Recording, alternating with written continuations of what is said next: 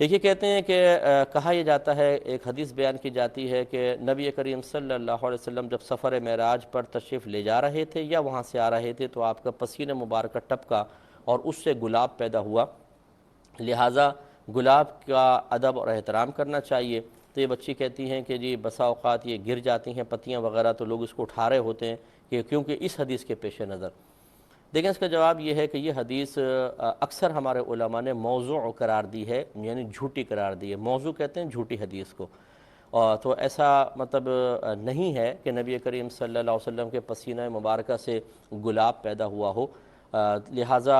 اس کا کوئی ادب احترام کی حاجت نہیں ہے، یہ بالکل ایک عام پھول کی طرح ہی ہے۔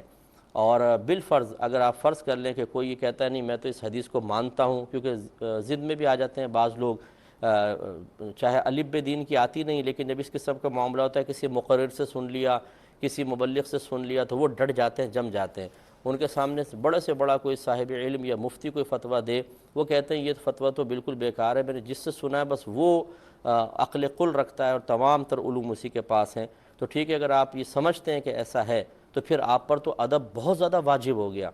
کیونکہ یہ پتیاں نبی کریم صلی اللہ علیہ وسلم کے پسینہ مبارکہ سے گویا کہ پیدا اسی کے اثرات لیے ہوئے ہیں، تو پھر تو آپ کو بڑا ادب اور احترام کرنا چاہیے۔ جب آپ کی شادی ہو تو آپ گلاب کا ہار مت ڈالیے گا، صحرا مت بنوائیے گا، اسی طریقے سے پتیوں وغیرہ پہ کہیں بکھری ہوں تو آپ کے لیے اس پر چلنا بہت بڑا گناہ ہوگا۔ تو پھر آپ یہ کچھ عرصے بعد دیکھیں گے اسی قسم کے لوگوں کو کہ کوئی پرواہ نہیں کر رہے ہوں گے، جوتے بھی رکھ رہے ہوں گے، پھول کی پتیاں بھی نچھاور کر رہے ہوں گے، ہار بھی پہن رہے ہوں گے، اس کی پتیاں ٹوٹ ٹوٹ کے گر رہی ہوں گی، کیونکہ جوش جذبہ اپنے مقام پر، لیکن جب عالم ہوش میں آتے ہیں تو پھر اس کے حرج کو برداشت کرنا ان کے بس کی بات نہیں ہوتی۔ تو یہ کسی پہ خدا نخواستہ میں طنز نہیں کر رہا ہوں، ایک گزارش یہ ہے کہ اس طرح کی چیزوں پر سختی کرنا اور ان کو معاشرے میں عوام کے درمیان رائج کرنے کی کوشش کرنے سے سوائے انتشار اور افتراق کے اور کچھ بھی حاصل نہیں ہوتا۔ بہت ساری چیزیں ایسی ہیں جو اس سے کہیں زیادہ ادب کا تقاضا کرتی ہیں۔ مثال کے طور پر جھوٹ نہ بولو،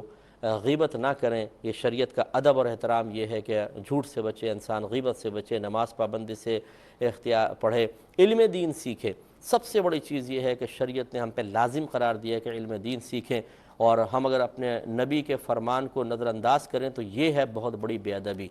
پتیوں کو اٹھا رہے ہیں ایک ضعیف یا موضوع حدیث کی بنیاد پر، لیکن اس نبی کا حکم ماننے کے لیے تیار نہیں ہے۔ تو اب اسی سے آپ اندازہ کر لیجئے کہ ہم نے ادب اور احترام کے بھی اپنے ہی معیارات بنا لیے ہیں، جہاں اپنا موڈ ہوگا، جہاں اپنی واہ واہ ہونے کا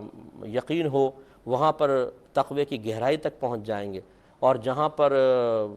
مشکلات کا سامنا ہوگا وہاں پہ پھر نفس و شیطان کا کہنا مان کے نبی کریم صلی اللہ علیہ وسلم کے احکامات کو بے دردی کے ساتھ پس پش پھینکتے ہوئے نظر آئیں گے۔ یہ غلط رویہ ہے، ایسا نہیں ہونا چاہیے۔